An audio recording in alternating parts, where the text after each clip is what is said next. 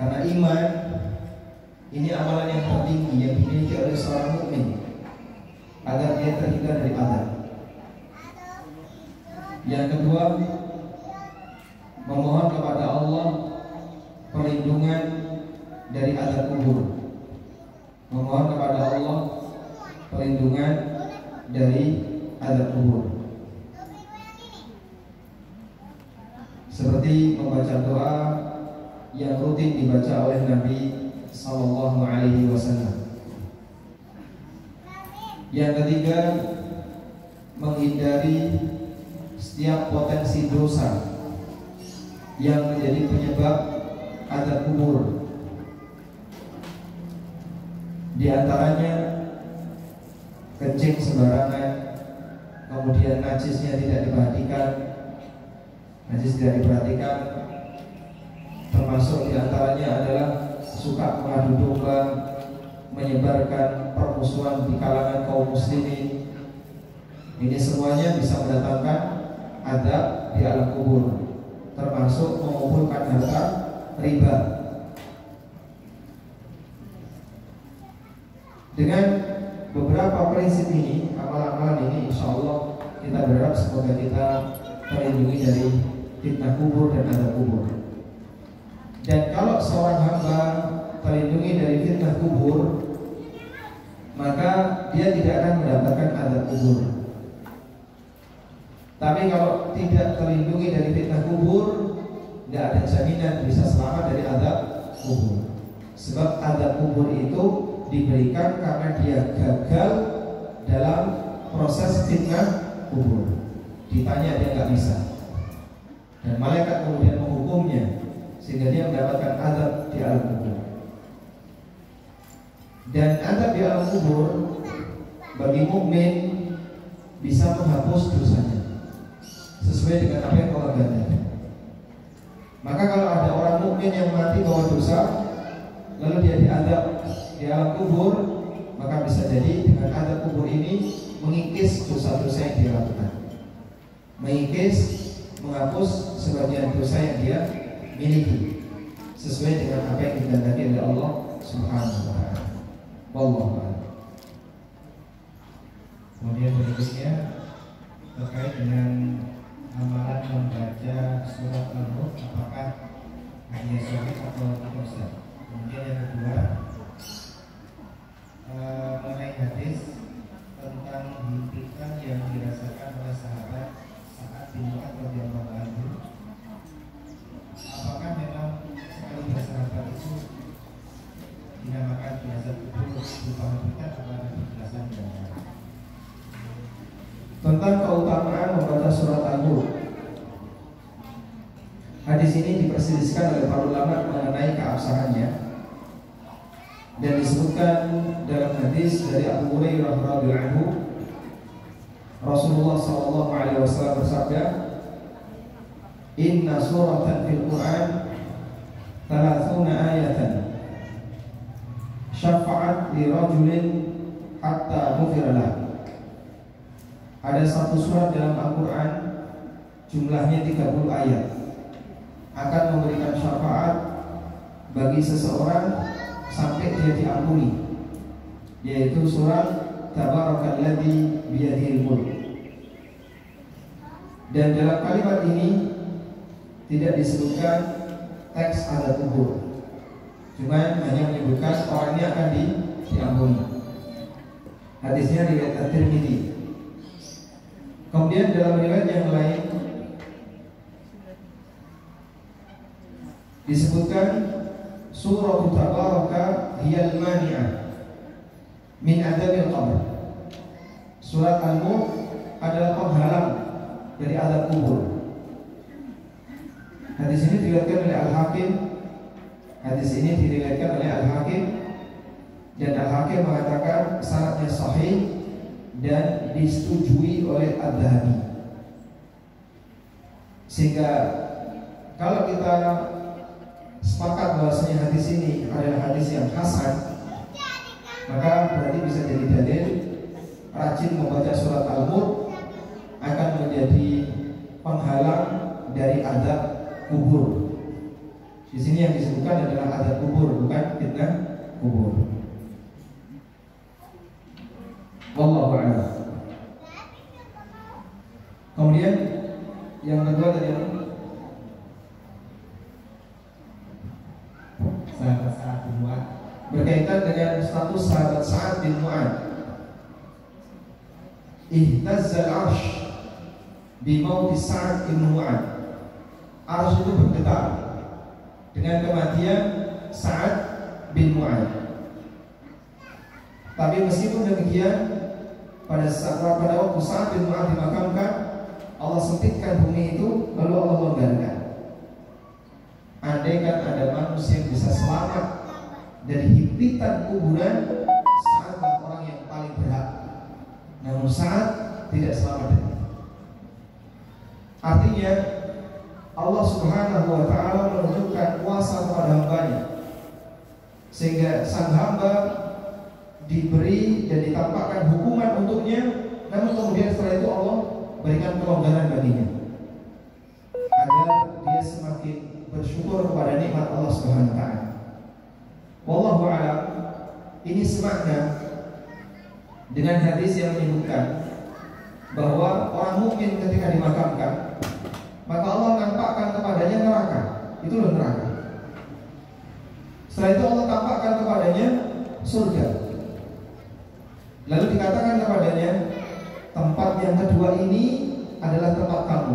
Andaikan kau tidak diselamatkan oleh Allah, maka kau akan menempati yang pertama, yaitu neraka.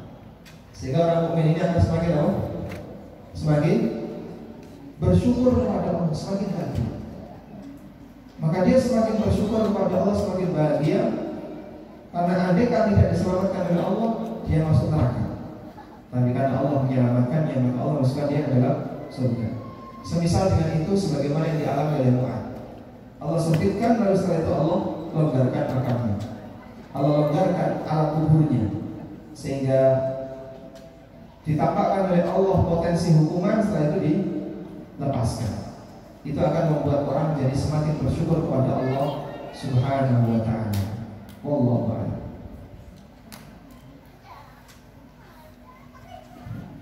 Kemudian yang berikutnya, Assalamualaikum Ustaz, semoga Ustaz beserta keluarga sehat semua. Izin bertanya. Waalaikumsalam warahmatullahi wabarakatuh. Amin. Waalaikumsalam. Di dunia amalan seseorang dilihat di ujungnya. Misalnya selama ini sudah istiqomah, tetapi ketika menghadapi sakaratul maut, setan menggodanya untuk mengkafirkan. Mohon penjelasannya. Ketika di dunia, amal itu dilihat dari ujungnya.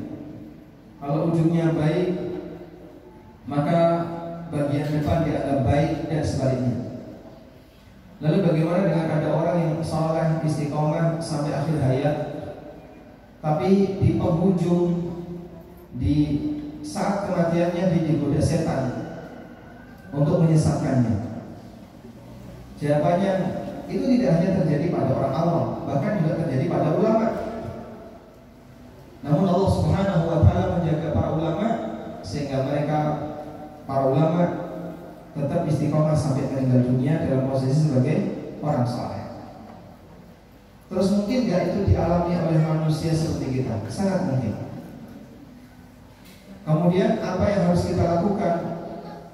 Yang harus kita lakukan adalah mewaspadai akan adanya potensi ini dengan memohon kepada Allah Ta'ala penjagaan sampai akhir hayat. Salah satu di antara yang bisa kita baca adalah minta husnul khatimah, sebagaimana doanya Abu Bakar radhiyallahu anhu, Allahumma ja'al khaira a'mali khawatimaha. Ya Allah, jadikanlah amal terbaikku adalah amal di penghujung usia. Sebab itu yang menentukan baik buruknya seorang hamba. Saya nggak hafal doanya Pak, yang lebih ringkas ada nggak? Intinya silakan minta husnul khatimah. Allahumma rzuqna husnul khatimah, Allahumma rzuqna husnul khatimah. Ya Allah, berikanlah kepada kami husnul khatimah, berikanlah kepada kami husnul khatimah. Itu yang bagus. Memohon kepada Allah agar diberi ujung kehidupan yang baik. Wallahu a'lam.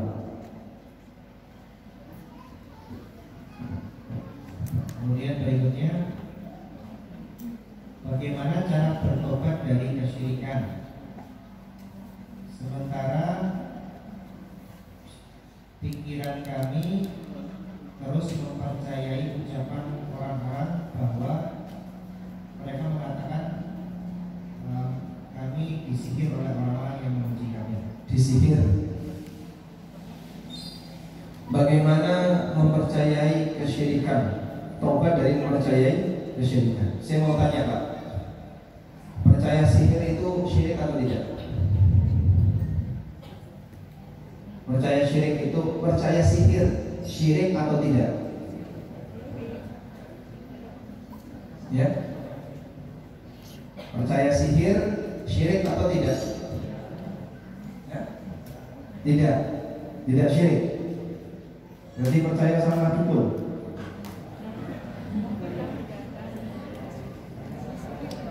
Hanya percaya tok, tidak mempercayai. Tidak namanya. Percaya adanya sihir. Jadi misalnya dukun A ya, dukun A ini pintar, bisa sihir. Lalu dia kirim sihir. Kita percaya kalau dia kirim sihir itu benar atau tidak?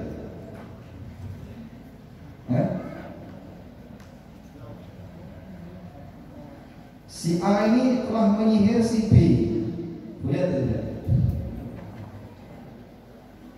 Boleh atau tidak? Boleh ya? Atau tidak? Kok aku ya? Tidak boleh. Kenapa tidak boleh? Syirik. Semua. Pertanyaannya paham ya? Apakah mempercayai sihir itu syirik? Jangan tadi menjawab tidak syirik. Baik, saya setuju dengan itu. Kalau percaya sihir itu syirik, Nabi Musa syirik. Nabi Musa percaya ada sihir dan beliau melihat sihir itu. Ya. Yang kedua sekarang,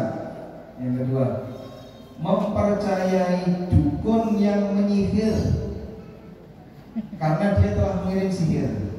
Yang kedua itu tentunya kayak gini. Saya percaya yang kirim sihir itu si A. Saya percaya. Itu syirik atau bukan? Ya? Syirik? Bukan. Bukan syirik Pak. Kok bisa? Kalau memang itu real terjadi, itu bukan syirik. Artinya kita percaya yang pelaku kejahatan ini adalah si A gitu ya. Kita percaya pelaku kejahatan ini adalah si A. Si A yang mengirim senjata yang tidak kelihatan itu berupa sihir. Percaya itu tidak syirik. Apa dalilnya? Nabi Muhammad SAW pernah tersihir. Hadisnya dari Bukhari. Lalu beliau bermimpi. Dalam mimpinya beliau didatangi oleh dua orang. Yang satu duduk di dekat kepala beliau, yang satu duduk di ujung kaki beliau. Terjadilah dialog dua orang. Dan Nabi SAW mendengarnya. Yang satu bertanya, yang satu menjawab. Satu bertanya lagi, yang kedua menjawab. Terus seperti itu. Nah, salah satu di antara pertanyaannya adalah siapa yang menyihirnya? Yang satu menjawab Labid bin Aqsam al-Yahud. Labid bin Aqsam orang Yahudi. Nabi SAW jadi tahu yang menyihir beliau adalah Labid bin Aqsam. Disampaikan kepada para sahabat dan berita itu sampai ke tempat kita hingga tercatat dalam buku-buku sejarah. Nabi SAW ketika disihir, yang menyihir adalah Yahudi yang bernama Labid bin Aqsam. Berarti kalau kita percaya Labid bin Aqsam yang menyihir Rasulullah SAW, syirik atau bukan? Bukan. Terus yang menjadi syirik itu yang mana Pak? Mempraktekkan sihir atau minta untuk menyihir. Jadi si A datang ke tukang sihir, tolong sihir sisi. Nah maka A ini bisa jadi musyrik. Wallahu a'lam. Paham insyaallah? Sehingga sebatas mempercayai adanya sihir, lalu Anda dapat info kalau Anda disihir, itu tidak termasuk perbuatan kesyirikan. Nah, panjang. Ini panjang soal waris, mungkin nanti bisa panjang. Pada ibu yang menanyakan tentang waris, nanti juga beri panitia untuk mencari solusinya. Baik, mungkin demikian yang bisa kita sampaikan. Semoga kajian ini bermanfaat dan semoga Allah memberkahi ilmu yang kita pelajari. Allahumma anfa'na bima 'allamtana wa 'allimna ma yanfa'una warzuqna 'ilma wa sallallahu ala nabiyyina Muhammadin wa ala alihi wa sahbihi wa sallam wa akhiru da'wana alhamdulillahi rabbil alamin. Subhanakallahumma wa bihamdika asyhadu an la ilaha illa anta astaghfiruka wa atubu ilaik. Wassalamu alaikum warahmatullahi wabarakatuh.